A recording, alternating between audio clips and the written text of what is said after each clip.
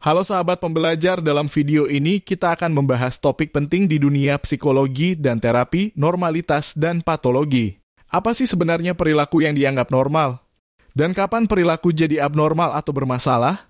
Kita juga akan melihat bagaimana pola pikir kita sendiri bisa membentuk apakah perilaku itu sehat atau malah menjadi gangguan. Manusia itu tidak sempurna.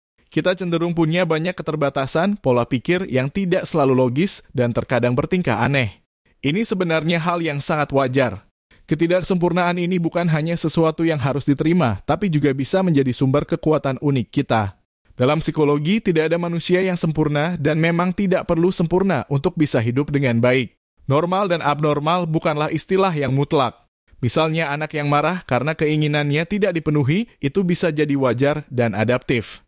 Tapi jika tantrum itu tanpa tujuan dan mengganggu, bisa jadi tanda masalah. Secara psikologis, perilaku abnormal biasanya adalah perilaku yang 1. Tidak membantu atau tidak berguna bagi individu. 2. Tidak sesuai dengan kepribadiannya. 3. Menghambat pencapaian tujuan hidup yang masuk akal. Jadi, perilaku itu dinilai dari fungsi dan tujuan yang dimilikinya bagi si pelaku. Dalam diri kita ada dua pemain utama, pikiran sadar dan bawah sadar. Pikiran sadar kita seringkali kaku dan penuh prasangka, sehingga membatasi kemampuan belajar dan berubah.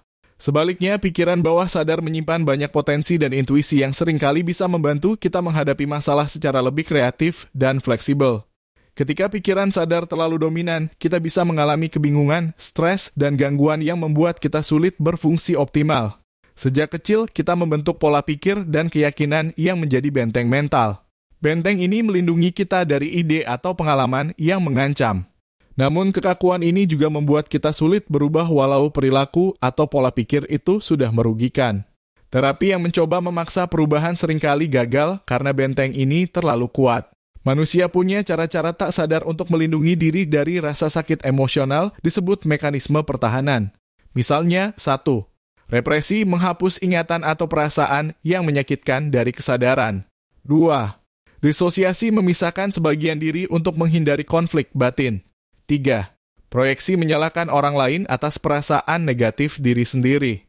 Mekanisme ini membantu kita bertahan, tapi jika terlalu kuat bisa menyebabkan gangguan mental seperti neurotik, psikosis, atau bahkan gangguan kepribadian ganda. Dalam psikologi modern, abnormalitas dipandang sebagai gangguan fungsi psikologis yang mengganggu kemampuan seseorang beradaptasi dan berfungsi normal. Misalnya, 1. Gangguan kecemasan di mana seseorang terlalu khawatir tanpa alasan yang jelas. 2. Skizofrenia di mana ada disorganisasi pikiran dan perilaku yang tidak terarah. 3. Gangguan kepribadian yang membuat seseorang sulit berinteraksi sosial dengan sehat. Terapi modern berusaha membantu individu melewati benteng kaku dan membuka akses ke kekuatan bawah sadar mereka. Terapi yang efektif bukan memaksa perubahan, tapi membantu individu secara perlahan menyadari pola pikir yang membatasi dan menemukan cara baru yang lebih adaptif. Misalnya, hipnoterapi bisa membantu mengakses bawah sadar tanpa perlawanan sadar yang kritis. Dengan cara ini, perubahan menjadi lebih alami dan bertahan lama. Kita semua punya kekurangan dan pola pikir yang terbatas. Tapi itu bukan akhir dari segalanya. Dengan menerima diri sendiri apa adanya dan membuka diri untuk belajar dari pengalaman, kita bisa menjalani hidup yang lebih bahagia dan bermakna. Setiap orang unik seperti sidik jari dan kekuatan terbesar ada pada kemampuan kita berkembang dan beradaptasi. Jadi jangan takut dengan ketidaksempurnaan Anda.